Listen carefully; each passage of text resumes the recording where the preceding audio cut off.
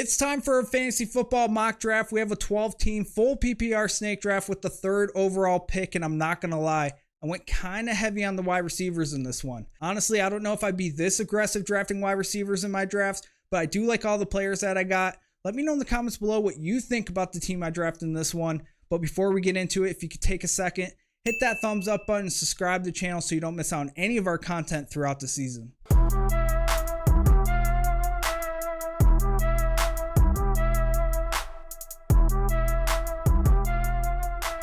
All right, we have a 12-team full PPR snake draft with the 3rd overall pick. Let's dive right in and see what we can do here. Tyreek Hill's off the board, and it was between CeeDee Lamb and Tyreek Hill for me, and I'm going to go with CeeDee Lamb here. CeeDee Lamb, he's currently being drafted as a wide receiver 1 in most leagues, and rightfully so. He finished as a wide receiver 1 in 2023. He had the most targets among all wide receivers as well with 181 targets. The next closest wide receiver was Devontae Adams with 175, and then Tyreek Hill with 171. I don't think we're going to see any major drop off in production, if any, for CeeDee Lamb in 2024. He feels pretty safe for me. He's very consistent, has a very high ceiling. I don't mind grabbing CeeDee Lamb with my first pick here. And it's back to me, and I'm going to go with another wide receiver here. We have Brandon Ayuk, Nico Collins, Mike Evans, Stephon Diggs. And with Nico Collins and Stephon Diggs, while I do like those guys, I do have some concerns about consistency with how crowded that wide receiver room is. They also got Tank Dell there as well, so I do have some concerns with that. So with that being said, I'm going to go with Mike Evans here. All right, let's talk about Mike Evans. He's currently being drafted as a wide receiver 15. He finished as a wide receiver 7 in 2023. Him and Baker Mayfield have a clear connection. He had 13 touchdowns last year with over 1,200 receiving yards, 136 targets. I mean, Mike Evans has been one of the most consistent wide receivers. He hasn't had a season under 1,000 receiving yards, and he's going into year 11. I mean, that's pretty impressive. The Tampa Bay Buccaneers just signed him to a 2-year extension. I expect him to continue to be a big part of this offense. I don't mind grabbing him with the 2nd pick here. And it's back to me, and I think I'm going to go with another wide receiver here. And we have Nico Collins, Stephon Diggs, Deebo Samuel, DJ Moore, Jaylen Waddle, Michael Pittman.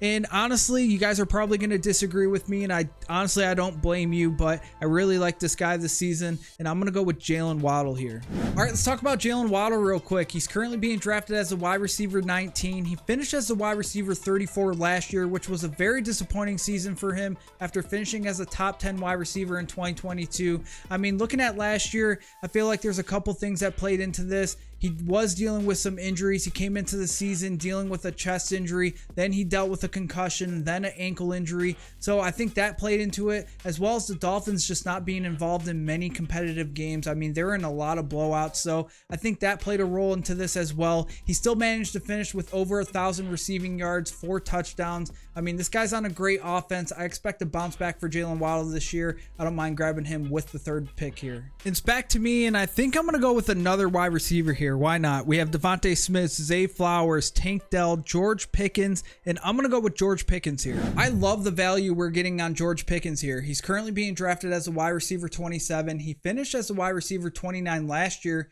He gets an upgrade at the quarterback position with Russell Wilson likely the starter for the Pittsburgh Steelers. I know there's a lot of hype around Justin Fields coming out of training camp, but at the end of the day, I do think the Steelers goes with Russell Wilson as their starting quarterback.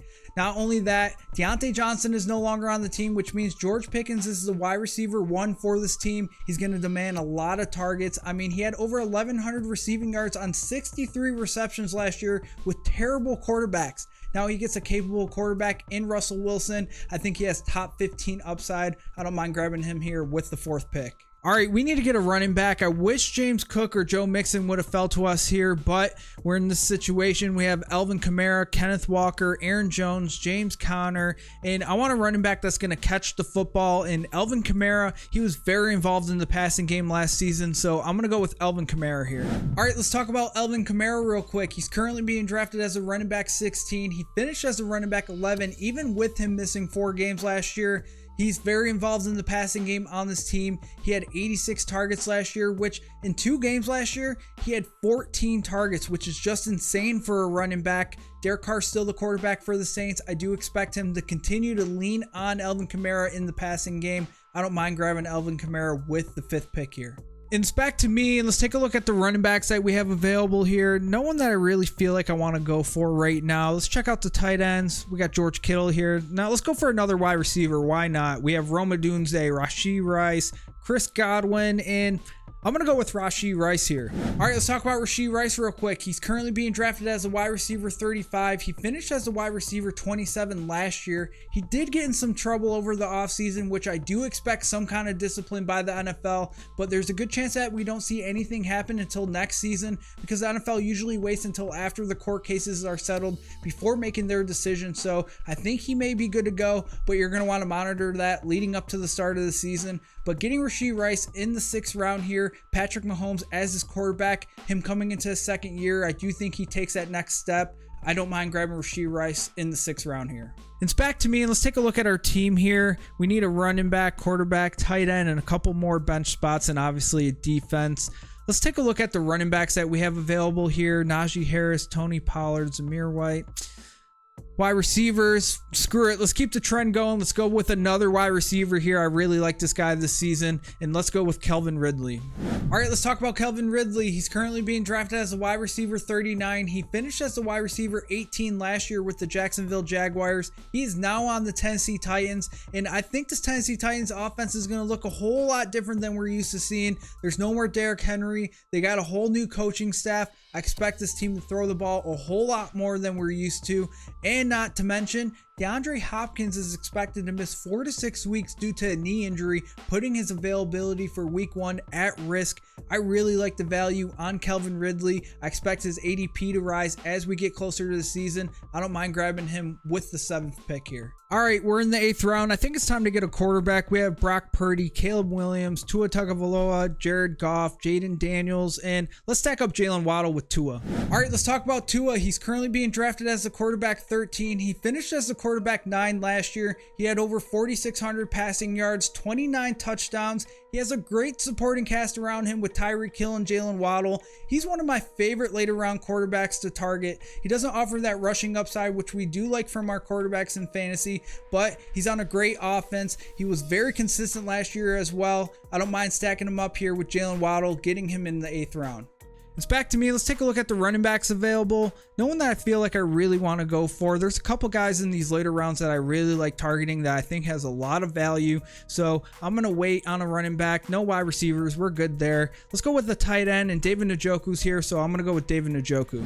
All right, David Njoku. He's currently being drafted as a tight end 10. He finished as a tight end 6 last season. He finished with just under 900 receiving yards, 6 touchdowns. Now I do have some concerns that a lot of this production came with quarterbacks other than Deshaun Watson, but I still have a lot of hope that he's going to be a weapon for this Cleveland Browns team. Getting him in the later rounds, I think he's one of the better tight ends to target, so I don't mind grabbing him here. And it's back to me, and we need some running backs, so let's take a look here. We got Chase Brown, Jerome Ford, and I do like Chase Brown and Jerome Ford, so I'm going to go with Chase Brown. All right, Chase Brown, he's currently being drafted as a running back 40. He finished as a running back 63 last year. He's coming into his 2nd season in the NFL. The Bengals did part ways with Joe Mixon. They did go out and acquire Zach Moss over the offseason, but reports have been coming out that Chase Brown has been taking majority of first team reps. I do expect Chase Brown to be the pass catching back for the Bengals. And for reference, Joe Mixon over the last 3 years saw 48, 75, and 64 targets. So if that's all going to be going to Chase Brown, or majority going to Chase Brown,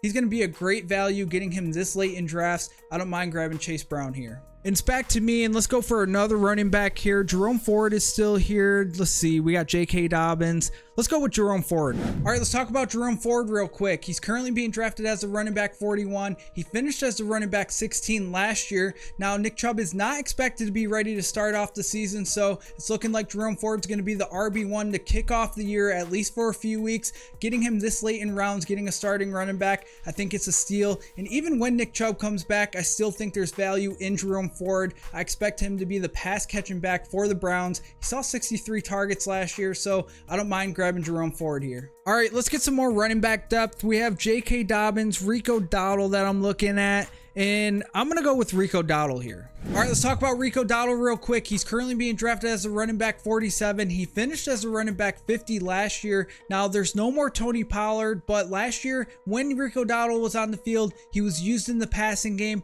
I think that's what the kind of role that we're going to see with him this year. The Dallas Cowboys did go out and bring Zeke back on the team, and I think we see something similar to what we saw a couple years ago when Zeke and Tony Pollard were splitting snaps. We saw Tony Pollard on passing downs, on third downs. So I do think that's the kind of role that we could see Rico Gathers play. Now, this is a risky play and this could be worthless and he could do absolutely nothing, but I think there is upside here.